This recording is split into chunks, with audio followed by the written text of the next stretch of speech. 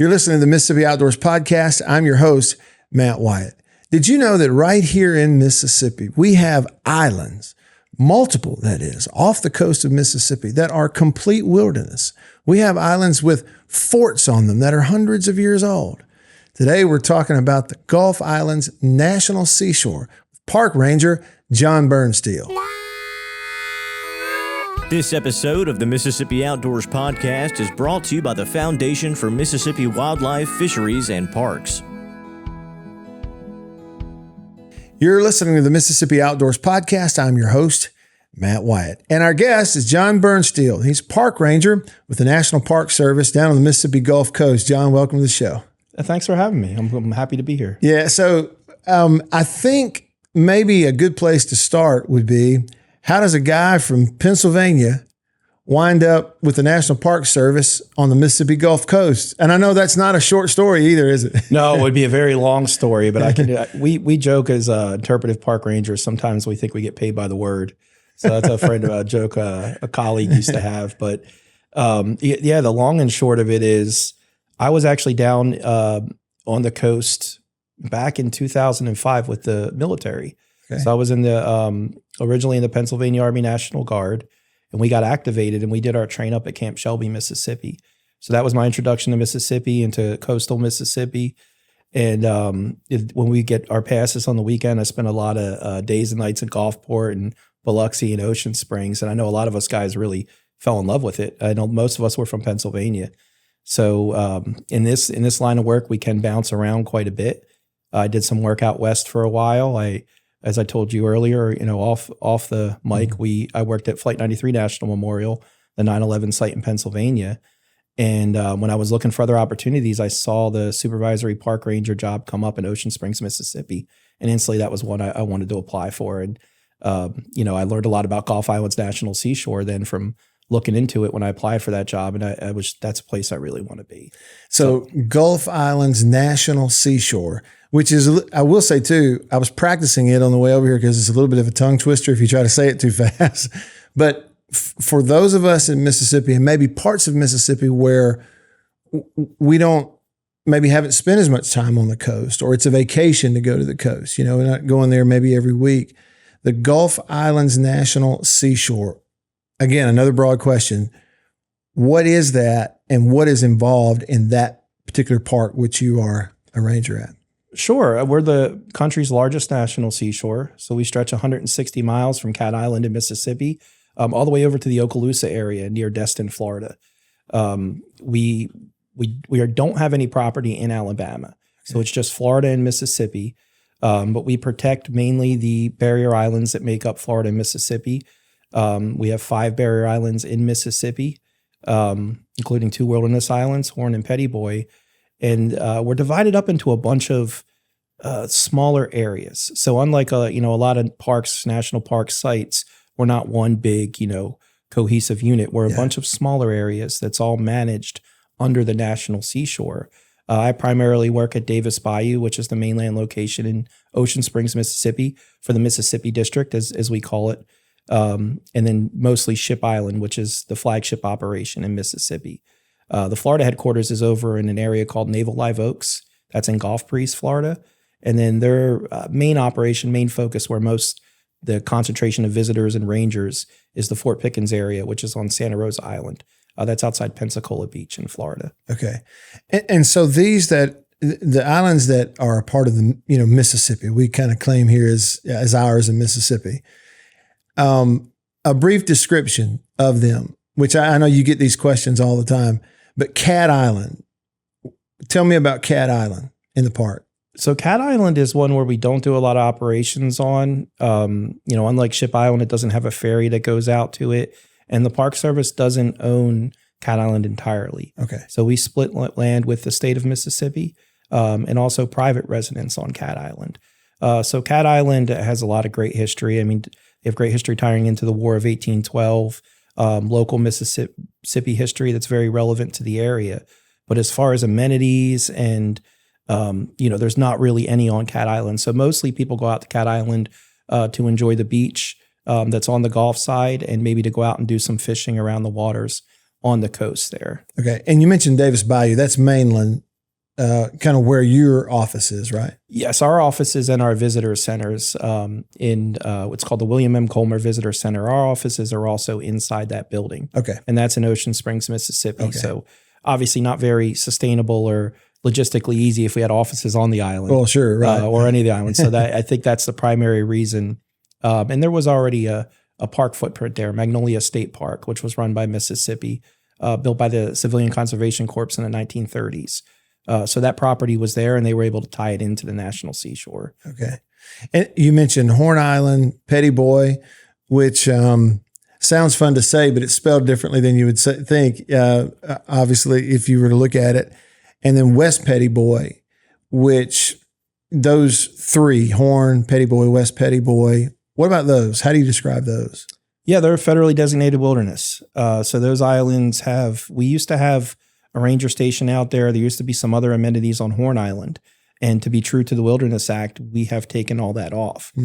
So now you are basically on a deserted island when you're out in those locations. And, for people to go and enjoy life before modernity, get out there and be detached from all the hustle and bustle of the coast.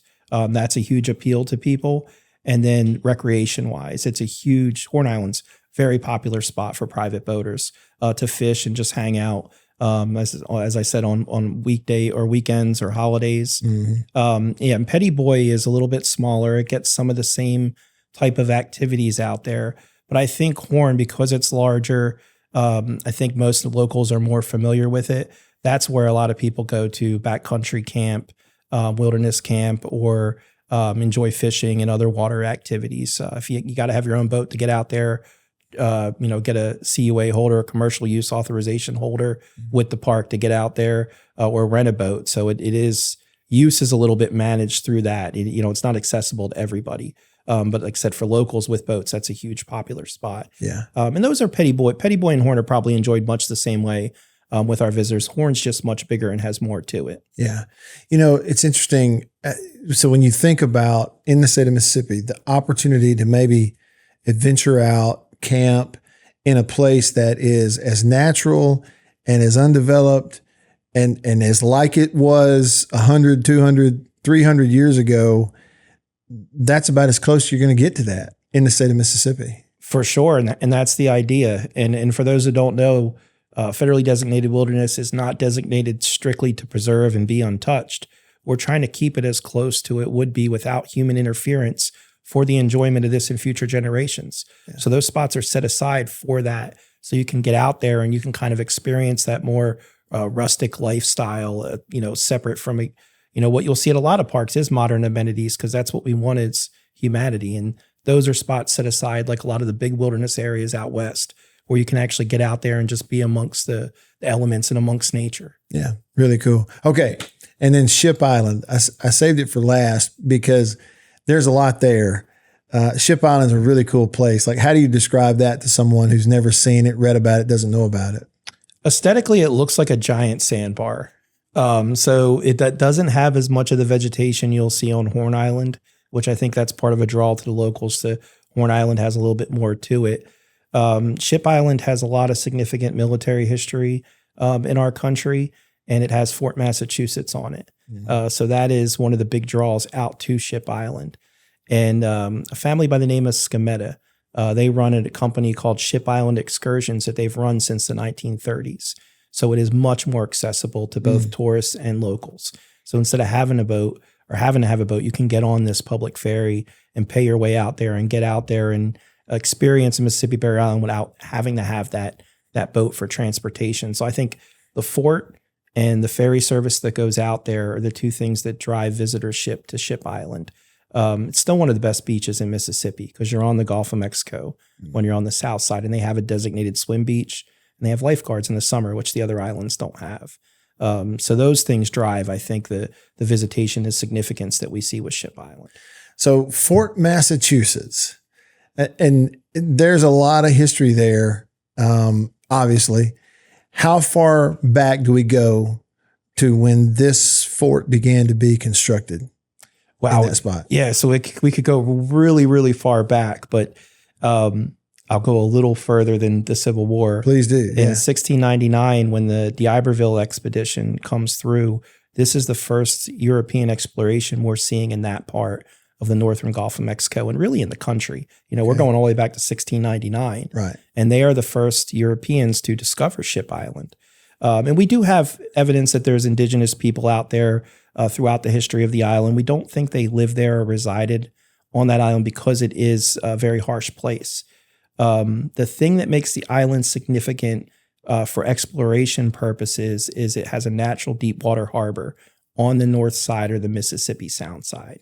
So when everybody's coming to places or trying to get to places like New Orleans or in D'Iberville's circumstances looking for the mouth of the Mississippi River, they can't get those big ocean-going vessels through the Mississippi Sound to those locations. So they need that deep water harbor. They have to come through the pass between Ship and Cat Island, dock at Ship Island at Deepwater Harbor, and begin to ferry supplies and people to the Mississippi, Louisiana, Alabama coast with smaller draft vessels like barges and smaller rowboats. So really, Mississippi and the northern Gulf Coast gets colonized through Ship Island. I mean, that's going to repeat itself through history. So when you have something that's valuable, and that was very valuable back then, what do you want to do? Right? You want to protect it. Protect it as much as you can. Yeah. And humans, as soon as we started being able to pick up sticks and rocks and use them in violence, forts became a thing. Mm-hmm. We wanted a stronghold. We wanted a position that we could use to defend, ourselves and the things that we really valued. So D'Iberville in his journals talks about building a fort on Ship Island. So even back in 1699, this was a very common thing. And then when Jefferson Davis was the Secretary of War, a Mississippi resident, this is before the Civil War, he's really lobbying to have a fort built on Ship Island for its value for geographical location, near Mobile, near New Orleans. And it's still valuable because of that deep water harbor. And that's where you're going to come to get to those locations if you're coming from the Gulf of Mexico. So they're like, we need to build a fort. We need to build a fort here. You're going to hear that for hundreds of years on Ship Island. And what finally does it is in 1815, we're at war with the British. It's the War of 1812. And they basically have been kicking America's butt to that point. Mm-hmm. They've come down the eastern seaboard. They've burnt the White House to the ground. They bombard Fort McHenry, which is where the Star Spangled Banner is written. And Fort McHenry holds up relatively well compared to these other raids that the British are doing. And they're going to set their sights on the city of New Orleans in 1815. Mm. And they being the British, is going to use Ship Island as their staging ground. So we don't have anything there. Or their attack on New Orleans. Or their attack on America in New Orleans. So we never, heeded these warnings to that point. We've never fortified it. And it is part of America. We got it as part of the Louisiana Purchase. So over 10,000 British troops are going to stage on Ship Island. They're going to dock their gunboats there, and they're going to have that same issue D'Iberville had. So they will have to use barges and smaller draft vessels. Mm-hmm. And not having that support from their gunboats and many other reasons goes into it being a huge upset victory for the Americans. So future President Andrew Jackson's leading that contingent in that battle, and he wins that battle for the United States. But you can look at this as the final straw into not only are we just going to build a fort on Ship Island, this is what one of the main tipping points that kicks off the third system coastal defense. And that is America's first organized attempt to defend our coastlines. That culminates in them building 42 of these third system fortifications. And Fort Massachusetts is one of those. And in that time frame, those 42 fortifications was 18... Yeah, you're going to have that. They're going to be built between 1815 and 1866, 67. Right. So in that 50 years, basically. So you look at Mobile, Dauphin Island, Fort Gaines. Exactly. Forts like that all along the coast, including what is now Fort Massachusetts. Was it always named Fort Massachusetts? No, it wasn't. It was the fort on Ship Island early on. The Confederates, during the Civil War, in Mississippi secedes. That when the fort's basically a construction project still, they do take that property, that Ship Island, they're the first ones, these Confederate units to arm the fort on Ship Island. They do rename it Fort Twiggs in honor of a Confederate general. Okay. Eventually we're going to have a U.S. Navy gunboat come through the Mississippi Sound, and their mission is to blockade these Confederate ports. They're going to see the Confederate battle flag above the fort on Ship Island. So Confederates are now calling Fort Twiggs. This will culminate in the only action Ship Island and Fort Massachusetts sees as far as an actual battle. So there's shots fired between that gunboat and between those soldiers in the fort. And this culminates eventually in the Confederates evacuating Ship Island. So they'll get the call from General Twiggs, the namesake of the fort that they're in now, to come back to the mainland. And when they do that, that Navy gunboat lands on Ship Island. It takes back the fort on Ship Island for the United States of America, which it stays in our possession to this day. And the name of that gunboat is, do you want to guess? The USS Massachusetts. The USS Massachusetts. It's a ceremonial name given to that fort, actually after its completion. So although the idea of the third system in part comes from what happened on Ship Island, it's actually one of the last forts that will start to be constructed. It doesn't start till 1859. And it's one of the last, I think the second to last of that third system to be completed, which doesn't happen until after the Civil War in 1866. Wow. So during all those things you just talked about, the changing of hands, changing the names, it was still basically under construction during that entire time. Yeah, and I think that's an important thing when we're talking about the history of Ship Island and the fort to our visitors to put proper context. You know, it's not really a fort at that point. It is a construction project. But that doesn't mean that Ship Island's not significant. Sure. Ship Island is one of the largest military naval depots during the war in the South for the northern side. So you're going to have some of the largest battles that happen down here in the Gulf of Mexico start on Ship Island from the northern perspective.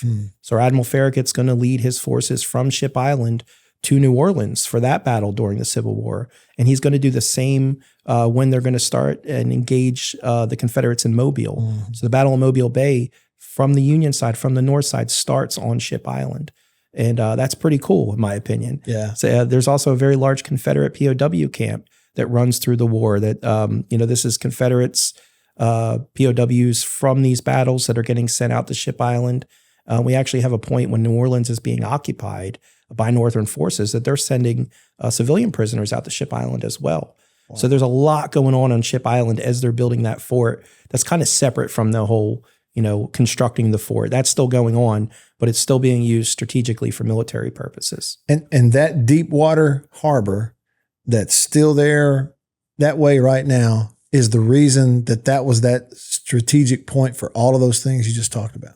The Deepwater Harbor and its geographical location as in proximity to the Mississippi River. Okay. So those are the two things. But yeah, the reason people are going to Ship Island specifically and not Horn or West Petit Bois, or Cat is because that Deepwater Harbor, which still does exist, that's where the ferry docks.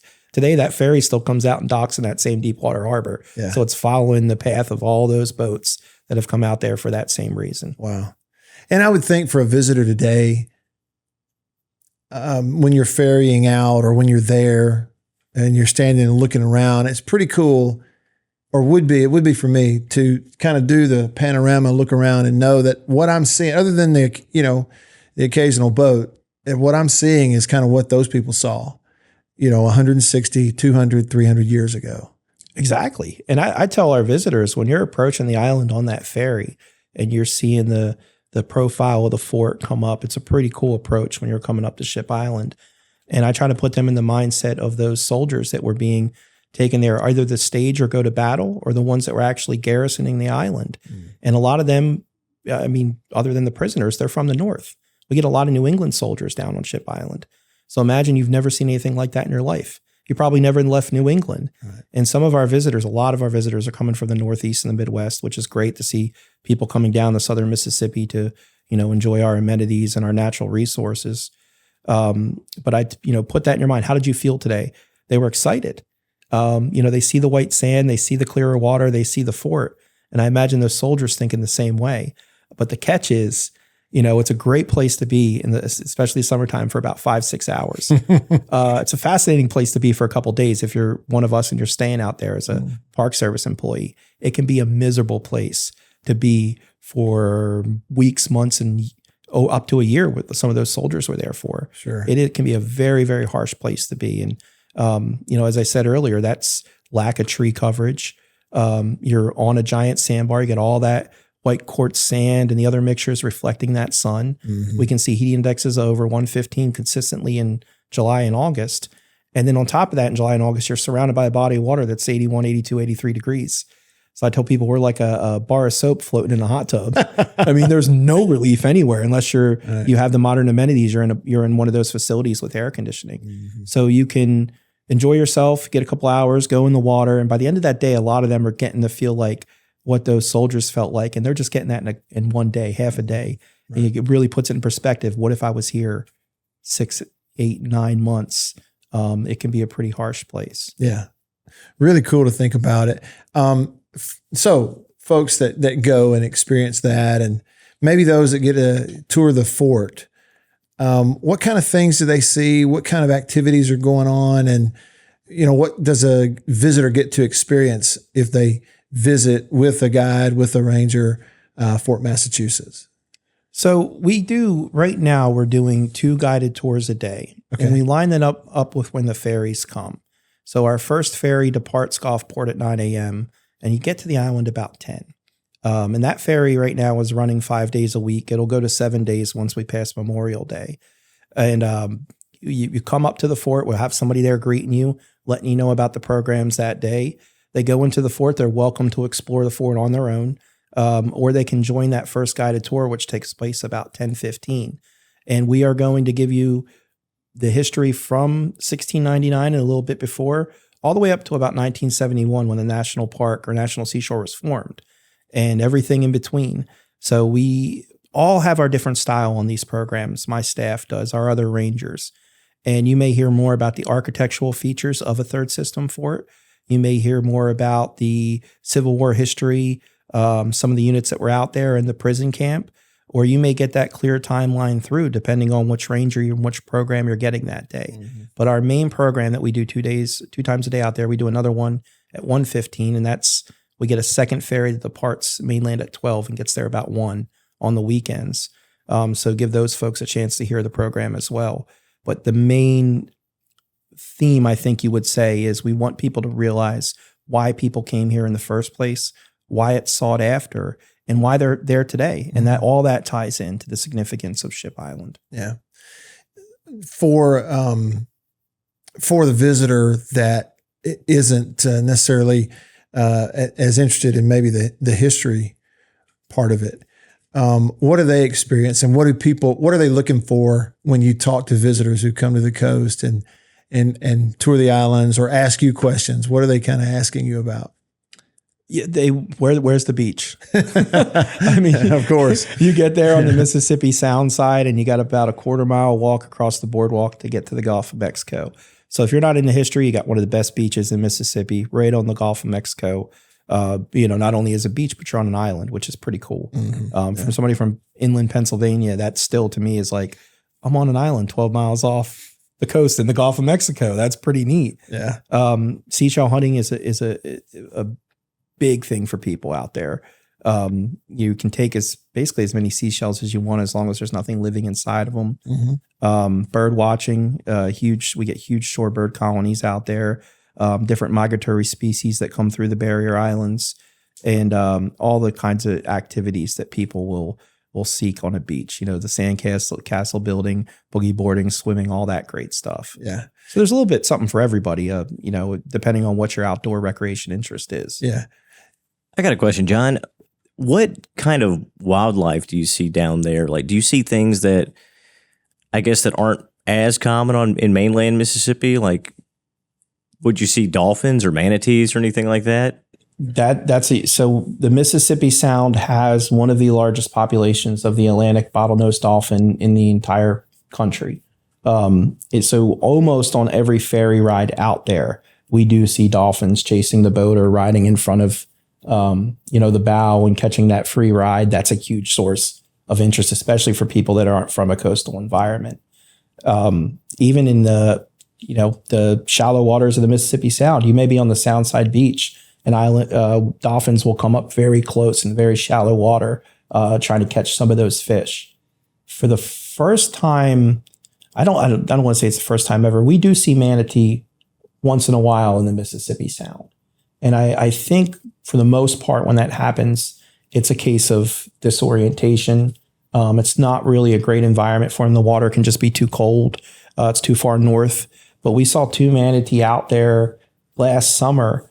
The water was, had gotten so warm. And I think what they had said to us is they think they were just passing through. So we did see 2 manatee come out to the pier at Ship Island and actually swim under the ferry boat.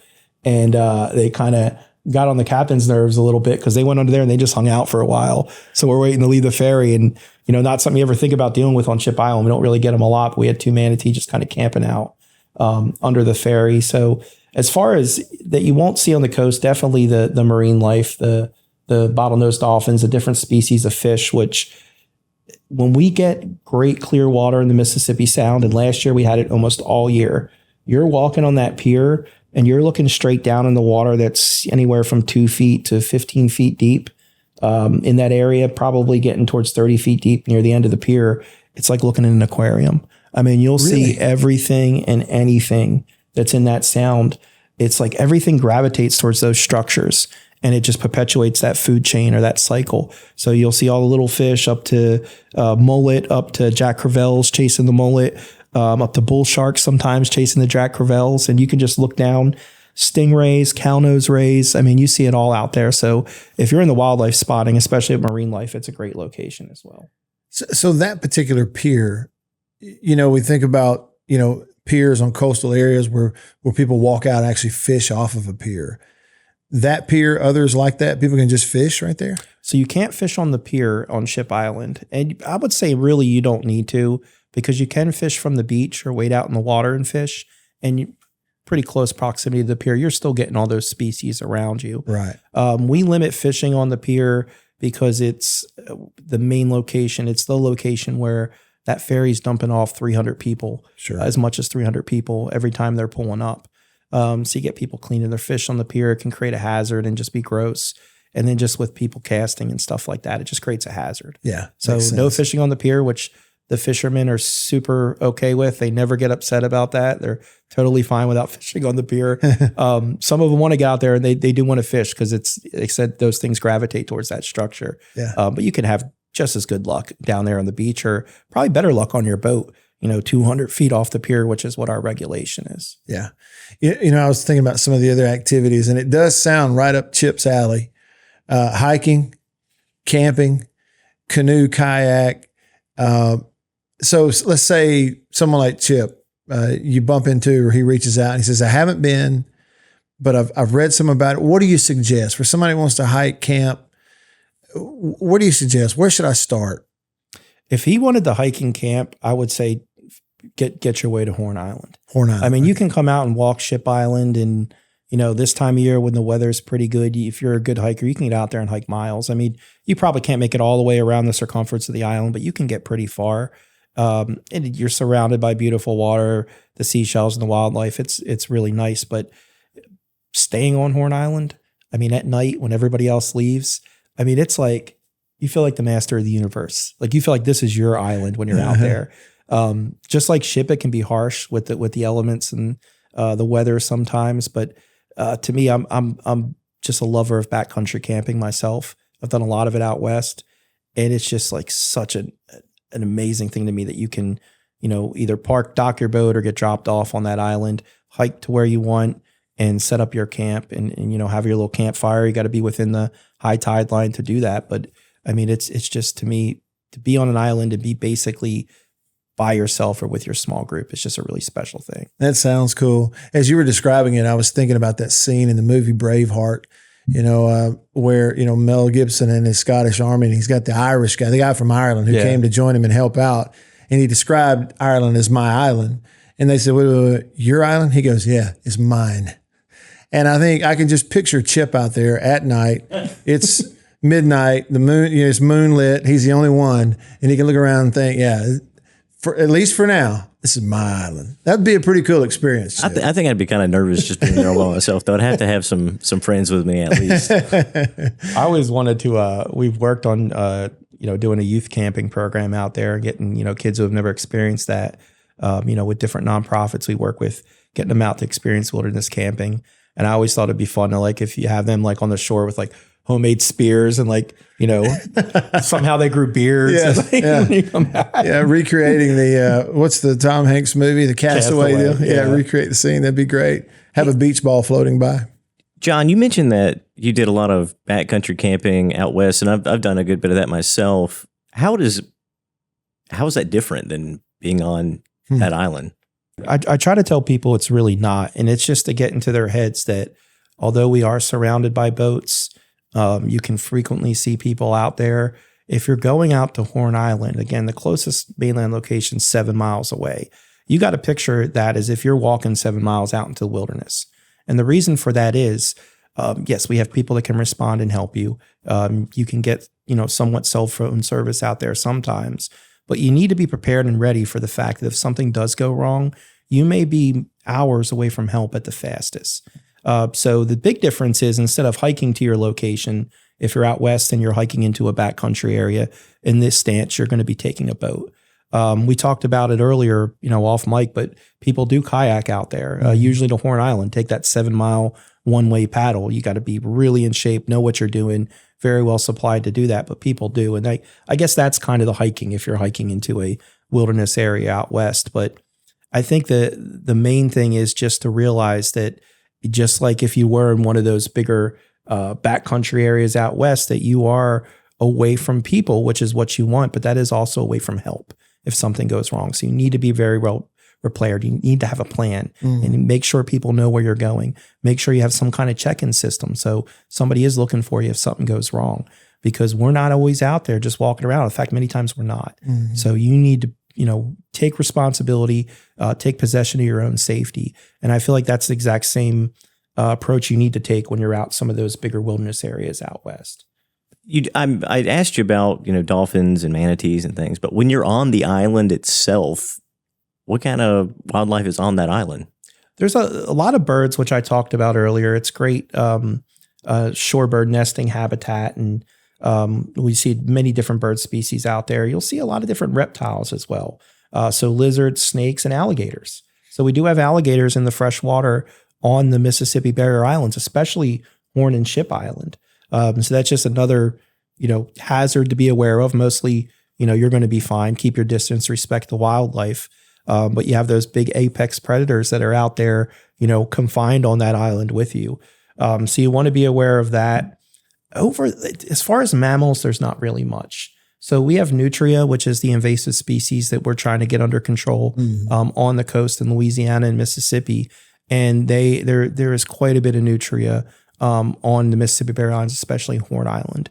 So as far as mammals, smaller things like that, reptiles, the same, smaller things like snakes and different lizards. The big thing you're going to see on the mainland terrestrial is the American alligator.